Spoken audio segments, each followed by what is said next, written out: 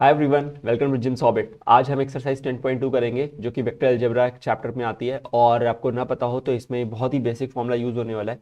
तो जो आज मैं क्वेश्चन 1 से क्वेश्चन 10 तक कोशिश करूंगा कि 10 कर सकें। काफ़ी छोटे क्वेश्चन होते हैं। उसके लिए आपको दो चीज़ें पता होनी चाहिए। सबसे पहले आपको ये पता होना चाहिए कि मैग्नीट्यूड कैसे निकालते हैं किसी भी गिवन वेक्टर आर का। तो लेट्स सपोज एक आर वेक्टर है जिसका x I plus Y J plus Z के टाइप का वेक्टर है। एक्स कॉम्पोनेंट, वाई कॉम्पोनेंट और जेड कॉम्पोनेंट है। इसका अगर हमें मैग्नीट्यूड पता करना होता है तो बहुत ही सिंपल फॉर्मूला है, root over X square plus Y square plus Z square होता है। और कई बार हमें क्या करना होता है, डायरेक्शन पता करना होता है, तो वो निकाला जाता है डायरेक्शन कोसाइंस की मदद से। डीसी बुलाएंगे, कॉमिक्स नहीं है। तो इसमें क्या होता है, एल इज इक्वल्स टू, वैसे डीसी कॉमिक्स भी है। एल इज इक्वल्स टू क्या होता है, सिंपल सा लॉजिक है, जो आपने एक्स लिखा है अपॉन जो आपने मैग्नीट्यूड निकाला है उससे। तो ये उसके डायरेक्शन को साइंस आते हैं, basically cos alpha cos beta और कॉस गामा हो जाता है। तो यहाँ पे ये हो जाएगा X upon R vector, M होता है वाई अपॉन आर वेक्टर का मैग्नीट्यूड, और एन होता है जेड अपॉन, जी बुलाते हैं कई लोग इसे, और अपॉन आर वेक्टर का मैग्नीट्यूड।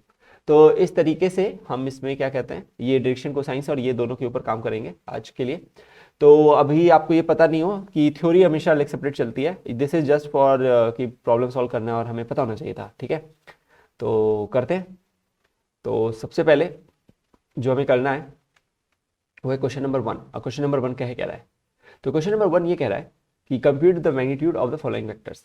तो ए बी और सी दिए हुए हैं, 3 वेक्टर हैं, तो हमें पहले ए वेक्टर का निकालना है। तो पहले लिखेंगे ए वेक्टर क्या है, आई प्लस जे प्लस के।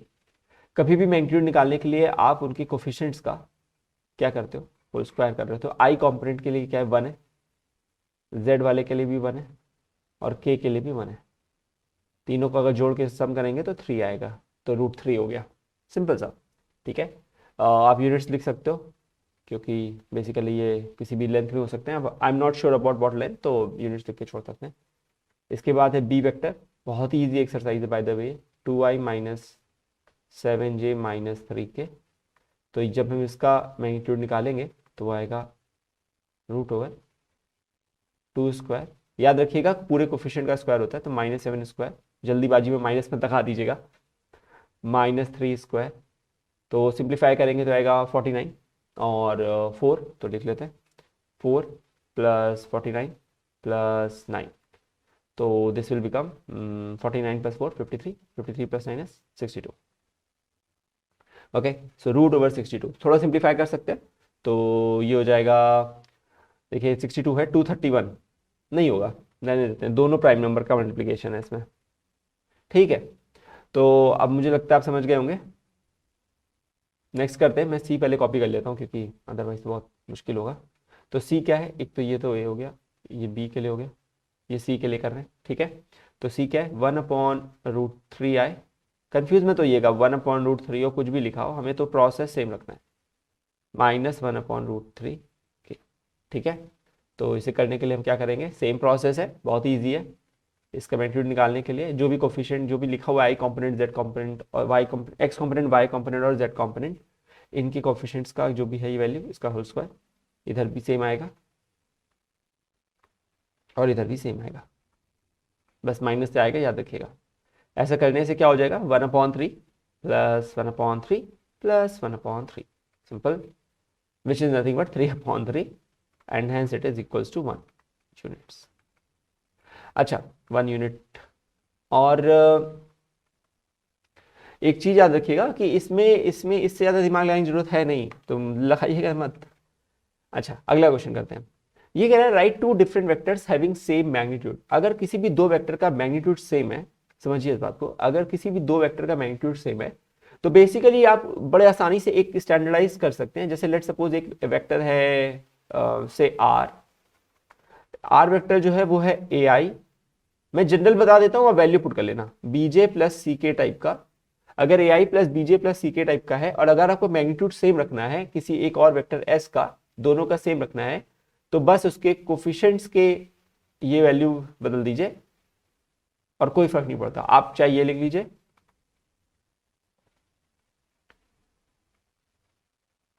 सभी वेक्टर्स का जो मैग्नीट्यूड है इस समय वो सेम ही रहेगा। डायरेक्शन एक्चुअली बदल रहा है, पर जो मैग्नीट्यूड है वो कभी चेंज नहीं हो रहा। तो आप अब यहाँ पे ए बी सी की कोई भी वैल्यू रख लो, बस वहाँ पर रख लो और तुरंत आंसर आ जाएगा। बड़ा सिंपल सा लॉजिक है। तो आप चाहो तो ए 1 1 1 रख लो, यहाँ भी 1 1 1 रख दो, बस आई प्लस जे प्लस के और आई माइनस जे माइनस के दोनों वेक्टर का मैग्नीट्यूड हमेशा सेम रहेगा, √3 होगा। मैंने आपको जनरल तरीका बता दिया है, अब आप वैल्यू पुट करके निकाल लेना कोई भी आंसर, क्योंकि 2 ही लिखने थे हमें तो। ठीक है, एक्चुअली इनका भी ये भी वेक्टर ही है ए बी और सी में, तो A square plus B square plus C square आएगा। मैंने तो 4 लिख दिए। ठीक है, नेक्स्ट करते हैं। अच्छा, अब बोल रहा है यहाँ पे सिर्फ एक चीज चेंज हुई है, यहाँ बोल रहा है कि डायरेक्शन सेम डायरेक्शन होना चाहिए। आप समझिए इस बात को, जब ये बोल रहा है कि सेम डायरेक्शन होना चाहिए तो फिर डायरेक्शन कोसाइन के बारे में बात होगी। तो डायरेक्शन कोसाइन मैंने भी आपको बताया था, कोई भी वेक्टर है आर, अगर वो लिखा गया है X I plus Y J plus Z के टाइप का, तो उसका जो एक्स कॉम्पोनेंट होता है डेट्स एक्स अपॉन, या डायरेक्शन कोसाइन एल जो होता है यहाँ पे, वो होता है L upon the magnitude of that which is nothing but the sum of the squares of this. ठीक है, ये कॉस अल्फा भी कहलाता है। Basically it's the angle of the vector जो बना रहा है एक्स एक्सिस के रिस्पेक्ट में, वाई एक्सिस के रिस्पेक्ट में और जेड एक्सिस के रिस्पेक्ट में। ठीक है, अगर हम इसकी बात करें तो ठीक है, तो इसीलिए ये अगर समझिए इस बात को, अगर cos alpha cos beta cos gamma same है तो बेसिकली क्या होगा, कोई दो वेक्टर के कॉरेस्पॉन्डिंग है ना, तो बेसिकली क्या होगा कि आपका जो अल्फा बीटा गामा है वो सेम हो जाएंगे, क्योंकि कॉस सेम है ना। तो ऐसा होने की वजह से क्या होगा कि डायरेक्शन जो होगा दोनों वेक्टर का वो सेम हो जाएगा। तो अब आप बुद्धि लगाइए, ऐसा तभी हो सकता है जब वेक्टर सेम हो, बस मैग्नीट्यूड में बड़ा हो गया हो या छोटा हो गया हो। सही बात है ना। आप सोच के देखिए, अगर मैं कह रहा हूं कि दो वेक्टर है और दोनों वेक्टर का डायरेक्शन सेम है, इसका मतलब डायरेक्शन सेम है, तो एक वेक्टर छोटा हो रहा होगा और एक वेक्टर बड़ा हो रहा होगा, बस यही तो हो रहा होगा। तो कुल मिला के मेरे पास एक और वेक्टर होगा, लेकिन उसका भी अल्फा बीटा गामा सेम आ रहा होगा, यानी cos alpha cos beta cos gamma same होगा, तीनों चीजें। और अगर ऐसा है तो इसका मतलब एल एम और एन की वैल्यू तीनों की सेम होगी। तो आप बुद्धि लगाइए, अगर ये आर है तो कोई वेक्टर एस है तो वो 2 टाइम्स होगा, या फिर कोई भी टाइम्स हो सकता है। मैं कह सकता हूं ए टाइम्स है, A is a scalar quantity, A is a scalar quantity, X I plus Y J plus Z K. अब आप इस ए को 2 रख लीजिए, 3 रख लीजिए, 4 रख लीजिए, क्या ही फर्क पड़ जाएगा। जैसे मान लेते हैं, लेट सपोज कि एक आर वेक्टर है, उसका वेक्टर है आई प्लस जे प्लस के टाइप का, इसका आप निकालना डायरेक्शन कोसाइन, तो जो आएगा वो आएगा 1/√3, इसका भी 1/√3 1/√3। अरे यहाँ पे 1 लिखा है ना, मैग्नीट्यूड कितना है इस वेक्टर का, √3 है ना, 1 square plus 1 square plus 1 square, √3 है इसका मैग्नीट्यूड। सही बात है। तो ये क्या होगा, एक्स अपॉन मॉड होता है, तो एक्स क्या है यहाँ पे 1 है, तो 1/√3, तो एल आएगा 1/√3, एम भी आएगा 1/√3 और एन भी आएगा 1/√3। अगर मैं यहाँ पे इसकी जगह पे एक दूसरा वेक्टर एस लिख लूं, लेट सपोज, जो कि इसका डबल है, जो कि इसका क्या है, डबल है, तो अब मैग्नीट्यूड क्या होगा जानते हैं आप, √3 नहीं होगा, 2 square plus 2 square plus 2 square, यानी कि 4 प्लस 4 प्लस 4 12 होगा। क्या हो जाएगा, 12 होगा रूट के अंदर, और ऊपर क्या लिखोगे आप, 2। अच्छा 12 क्या होता है, 12 क्या होता है, हाँ इट इज 2√3, तो 2 2 कट जाएगा, क्या बचेगा 1/√3। इसी तरह से m भी आएगा 1/√3 और n भी आएगा 1/√3। तो कुल मिला के अगर आप देखेंगे तो आप ये पाएंगे कि 1/√3 इंटैक्ट रहने वाला है, l और m और n तीनों सेम होंगे। मैं ये नहीं कह रहा कि l m और n सेम होने चाहिए तो 1/√3 तीनों होने चाहिए, ये नहीं कह रहा हूं मैं, इसको समझिए पहली बात को, ये बड़ा कंफ्यूजन हो जाएगा अभी दुनिया का, इसको नहीं करना है मुझे। मैं ये कह रहा हूं कोई वेक्टर r ऐसे लिखा हुआ है, x नहीं sorry i plus 2j minus 3k, समझिए इस बात को, और दूसरा एक वेक्टर s लिखा गया है 2i plus 4j minus 6k। तो ये दोनों वेक्टर सेम डायरेक्शन में है, मैग्नीट्यूड बदल गया है, पर इसका मैग्नीट्यूड जानते हैं क्या है, इसका है √1 प्लस 4 प्लस 9। मैंने पिछले लेक्चर पार्ट में सिखा दिया, अब ये तो जल्दी करना पड़ेगा मुझे। तो ये होगा 9 1 10 7 14, तो 14 होगा।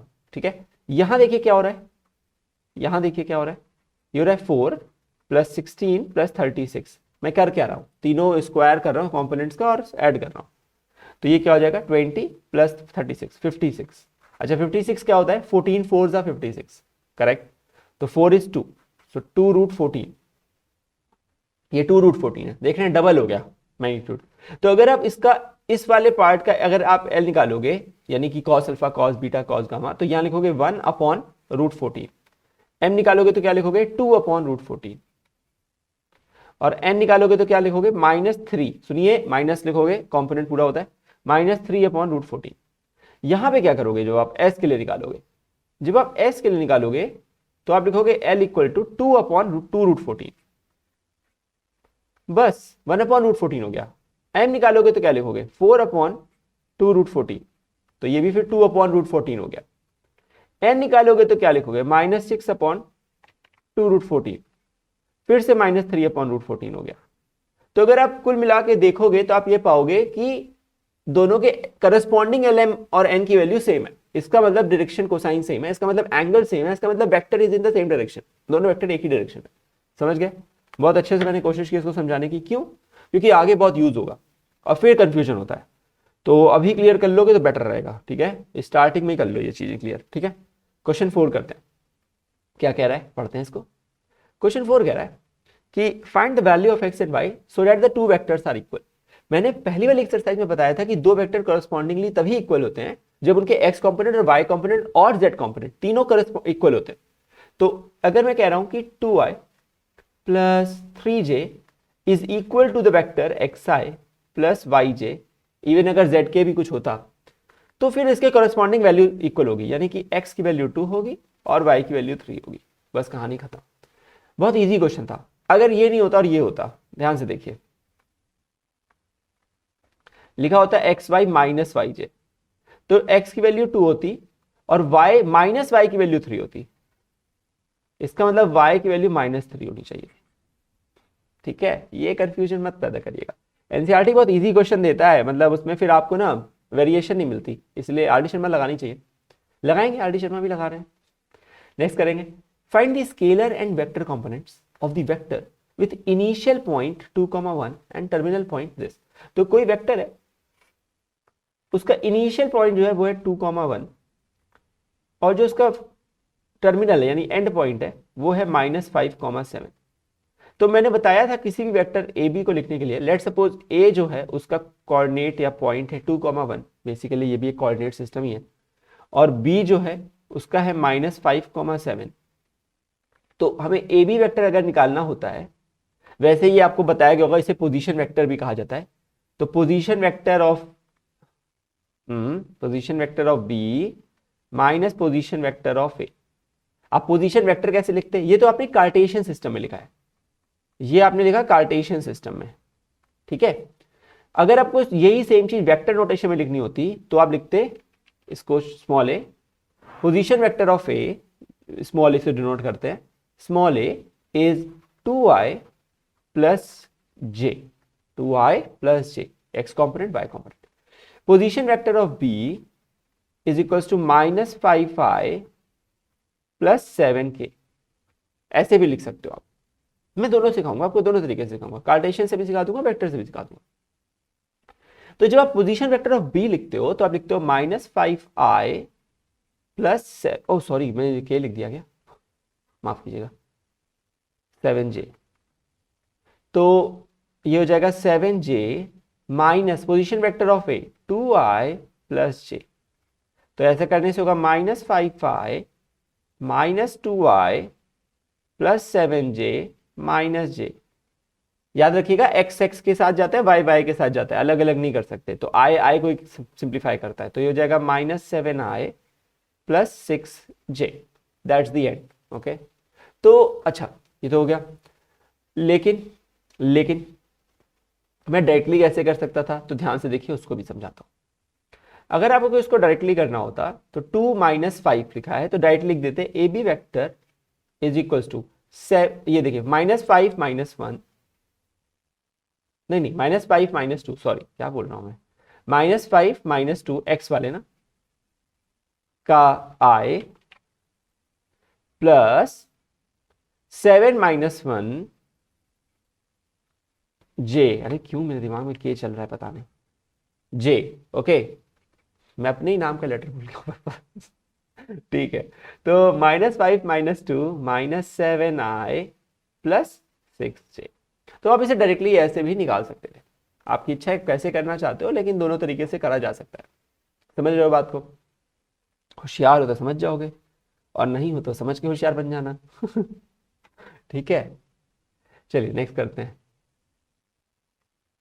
Find the sum of the vectors A B and C. तीनों का सब निकाला है, मैंने भी बताया आई आई के साथ जुड़ता है, जे जे के साथ और के के साथ। तो अगर मुझे लिखा गया A vector plus B vector plus C vector तो बहुत ही ईजी है ये तो ये जगह आई माइनस 2j प्लस के, मैं एक बार लिखूंगा, प्लस ये लिख दूंगा minus 2i plus 4j plus 5k plus i minus 6j minus 7k। अब जब मैं ऐसे करूंगा तो लिखूंगा i minus 2i plus i गायब होने वाला है, माइनस 2j। आप j ऐसे भी कर सकते हो, 1 माइनस 2 प्लस 1 और i को बाहर लिख लो। मैं अभी ऐसे सिखाना चाह रहा हूं क्योंकि फर्स्ट टाइम है शायद आपके लिए, इसलिए minus 2j plus 4j minus 6j plus k plus 5k minus 7k। ऐसा करने से आप ऐसे भी लिख सकते हो 1 माइनस 2 प्लस 1 i। ये मैं अननेसेसरी स्टेप है, डोंट डू दिस स्टेप, ठीक है। I am just teaching you for the first time, तो मैं कर रहा हूं, किसी को शायद नहीं समझ में आया इसलिए, पर आप नहीं करना कभी भी इससे पेपर में। फिर क्या होगा, माइनस 2 प्लस 4 माइनस 6। अब यहाँ गलतियां होती हैं, क्या गलती होती है बताता हूँ। ये लिख देते हो माइनस और ब्रैकेट लगा देते हो, नहीं करना है इसीलिए सिखा रहा हूँ। ये लिख दोगे माइनस और नहीं, तो ऐसा करना है तो इसको ऐसे लिख के चलो, ठीक। तो जैसे कि ये अभी भी प्लस रहे यहाँ पे और ये माइनस है, ठीक है, ये गलती नहीं करनी है कभी भी। जे प्लस 1 प्लस 5 माइनस 6, प्लस में तो कोई फाइट नहीं है पहले टर्म में, लेकिन माइनस है तो बहुत दिमाग लगाना पड़ता है, फिर बहुत मतलब इस एक्सरसाइज के कंपैरेटिवली दिमाग लगाना पड़ता है। तो ये जगह 1 प्लस 1 2 माइनस 2 0, तो 0 आए तो I component basically X component is gone. 4 minus 8 तो माइनस 4, ये हो जाएगा 6 माइनस 7 तो माइनस 1, तो क्या ही लिखना माइनस 1, सीधा के लिख देते हैं, ठीक है। तो इस तरीके को सिंप्लीफाई कर लेंगे तो इसको लिख देंगे minus 4j minus K, that's the sum of the vectors, ठीक है। इजी क्वेश्चन था, नेक्स्ट करते हैं। फाइंड, अच्छा यूनिट वेक्टर कैसे निकालते हैं इसको भी मैं बता दूं।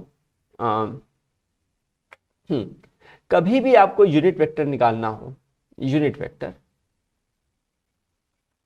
तो that is given by the vector divided by its magnitude, that is equal to the unit vector. Unit vector हमेशा कैप से डिनोट होता है, सुनिए मेरी बात को।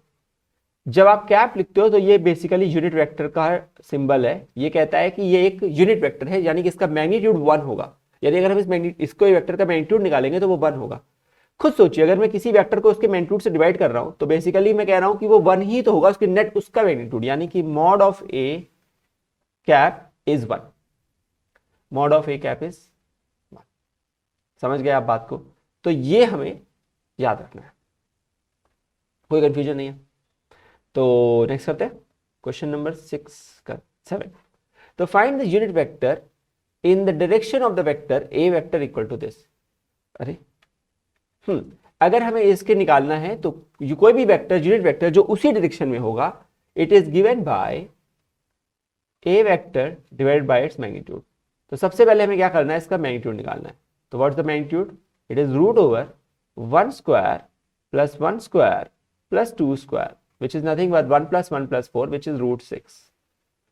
So the vector is I plus j plus k divided by 2k divided by root over 6.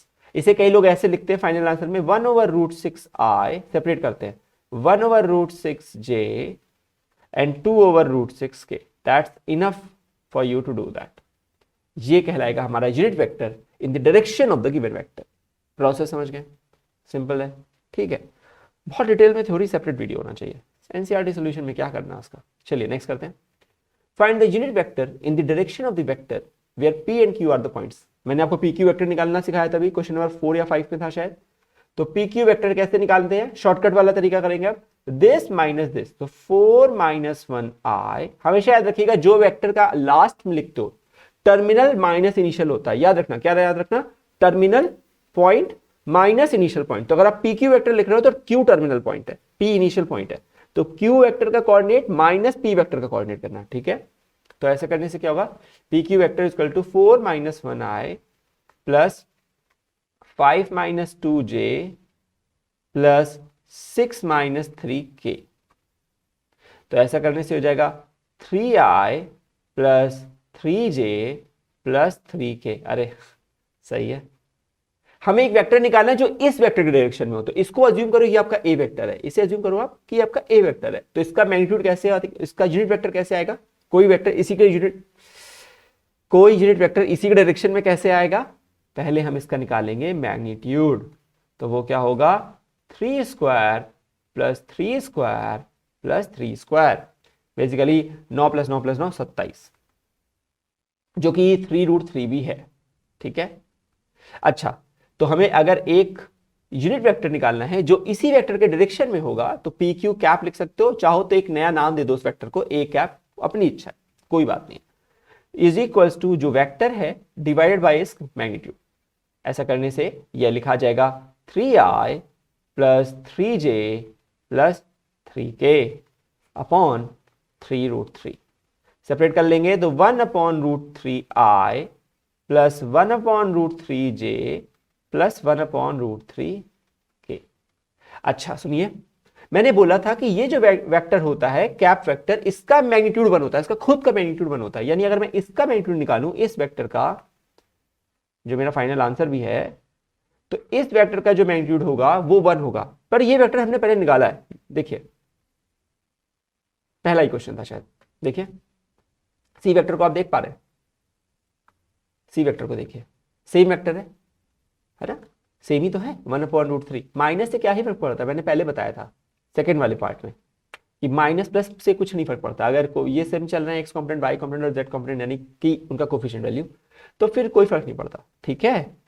तो समझ गए अब आप, तो 1 आता उसका भी, सही है। आ गया, नेक्स्ट करते हैं question number 9। For given vectors A B find the unit vector in the direction of the vector A plus B. यानी वो हमसे कह रहा है कि भाई एक काम करिए, आप पहले आप ए प्लस बी निकाल लीजिए और उस ए प्लस बी को निकालने के बाद उसके डायरेक्शन में एक यूनिट वेक्टर निकालिए। तो मैं लेट सपोज मैं कहता हूं X, no no not X, मैं कहता हूं कि एक सम वेक्टर है S which is equals to A plus B, और मैं इसके डायरेक्शन में निकालने का मतलब है कि इसका कैप निकालना है मुझे। या तो मैं ऐसे लिखता ए वेक्टर प्लस बी वेक्टर का कैप, बड़ा अच्छा नहीं लग रहा वो, तो हाँ अच्छा नहीं लग रहा ना, तो मैंने उसे बोल दिया एक नया है वेक्टर सम वेक्टर एस, उसका मुझे यूनिट वेक्टर निकालना पड़ेगा क्योंकि वो वेक्टर डायरेक्शन में होगा, सेम डायरेक्शन में होगा ए प्लस बी के। पहले ए प्लस बी निकाल लेंगे, उसको डिनोट कर देंगे एक नए वेक्टर के नाम से एस, कि भाई तेरा नाम है नया एस और इसका मुझे डायरेक्शन वेक्टर निकालना है, इसके अलॉन्ग एक डायरेक्शन निकालना है, unit vector in the same direction, तो मैं उसका कैप निकाल लूंगा। समझ गए आप बात को। तो ऐसा करने से क्या होगा, पहले तो ए वेक्टर प्लस बी वेक्टर निकालेंगे। अब आप होशियार हो, अब मैं एक स्टेप खा सकता हूं या 2-3 स्टेप भी, क्योंकि देखिए डायरेक्ट लिख देंगे, क्योंकि मैंने आपको ये चीज समझा दी है। तो 2i माइनस आई मैंने जब सम निकाला था तो बहुत डिटेल में बता दिया था, माइनस जे प्लस जे गायब, 2k माइनस के सब वेक्टर आ गया। इसका अब मुझे क्या निकालना है, मैग्नीट्यूड। तो ये क्या होगा, √1 square plus 1 square, basically it is √2। फिर कैप कैसे निकालेंगे इसका, इस वेक्टर का जो कैप होगा, find the unit vector in the direction of the vector which is the sum of two vectors which is nothing but S cap for us. Now S cap होता है जो वेक्टर लिखा है उसका magnitude, basically i plus k का magnitude √2। थोड़ा सा अच्छा लिखना चाहिए, तो 1/√2i प्लस k 1/√2k। ये तो गायब हो गया था, ठीक है, हो गया सॉल्व। लास्ट क्वेश्चन करते हैं इस पार्ट के लिए, क्वेश्चन नंबर 10। आराम से कर लोगे आप, मत घबराओ। Find a vector in the direction of the vector which has magnitude 8 units. Okay, this time you are saying the unit magnitude is 8 times, पर 8 टाइम्स ऑफ 1 इज 1। 8, हे प्रभु उठा ले मुझे, 8 टाइम्स 1 इज 8, बस खत्म हो गई मेरी मैथ। 8 टाइम्स 1 इज 8, ठीक है।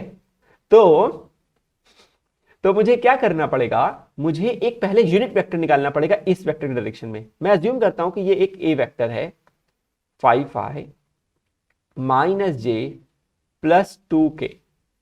मुझे इस वेक्टर के डायरेक्शन में एक यूनिट वेक्टर निकालना पड़ेगा, इस वेक्टर के डायरेक्शन में एक यूनिट वेक्टर निकालना पड़ेगा, यानी उसका मैग्नीट्यूड तो 1 होगा पर वो उसी दिशा में होगा जिस दिशा में ए वेक्टर है। इसको निकालने के लिए पहले आप इसका मैग्नीट्यूड निकालते हो, जो कि होगा 5 स्क्वायर माइनस 1 का स्क्वायर 2 का square which is 25 plus 1 26 plus 4 root 30 which is 15 2 6 5 5 6। No, कुछ नहीं हो सकता इससे ज्यादा इसमें। तो इसका कैप निकालने के लिए what you do, you take the vector. भाई वही वेक्टर जा रहा है, वो वेक्टर जा रहा है, मैं तो जा रहा हूं भाई, मैं रुक जा, तेरे मैग्नीट्यूड से तुझे डिवाइड कर देता हूं, अब तू एक यूनिट का बन जाएगा। तो बन जाएगा एक यूनिट का वेक्टर। तो इसके लिए हमें क्या करना पड़ेगा, 5i minus J plus 2k upon root over 30।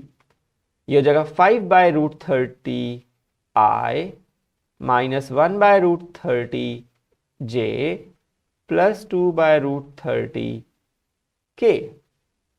और ऐसा होने की वजह से ये एक ऐसा वेक्टर है जो उसी दिशा में है पर 1 यूनिट का है। अगर मुझे एक वेक्टर चाहिए जो कि 8 यूनिट का है, 8 एकम 8, अभी तो गलती कर दी थी मैंने तो the vector with magnitude 8 units in direction of the vector a, हमने a अज्यूम कर लिया ना, a वेक्टर है ना, इस वेक्टर डायरेक्शन में, is nothing but is equals to 8 times its unit vector. So it's 8 times 5 by root 30 i, थोड़ा सा नीचे कर सकते हैं, minus 1 by root 30 j plus 2 by root 30 k। मैं यहीं पे आंसर छोड़ रहा हूं। I will ask you to multiply and simplify. अगर आपको करना है इसको सिंप्लीफाई करके एनसीईआरटी के आंसर से मैच कर डालिएगा। होशियार लड़कियों, बस क्वेश्चन कर दिए ना, एक तो थोड़ा सा लास्ट पार्ट तो छोड़ ही सकता हूं इतना करने के लिए, है कि नहीं है। So I hope you have understood this all part. There are 3 terms to be understood. First, what's the magnitude, second, what's the direction cosine, basic of it, advance बाद में, and the third is your unit vector in the direction of a given vector. That 3 things are sufficient enough to understand this 10 questions. Next part में देखता हूँ क्या है, I don't remember, मैं तो बस 10 क्वेश्चन कर रहा हूँ। So next part में we'll see the new type of theory. If it comes in, I'll share it to you. Okay, till then, thanks for watching. We'll see you in the next video. Take care.